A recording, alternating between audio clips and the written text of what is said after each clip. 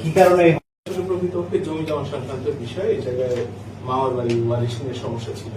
সেই ওয়ারিশটাকে তারা পাওয়ার জন্য বাদীর ছেলে যথাযথভাবে যাতে পায় সেই জন্য তাদের সাথে এই ঝামেলার কারণে মামলাটা। এখানে মোট কতজন আসামি আছে? এখন এটা তদন্তের বিষয়। আমাদের কাছে যে 164 আছে আসলে তদন্তের গোপনীয়তার সাথে আমরা সবার নাম প্রকাশ করতে পারছি না।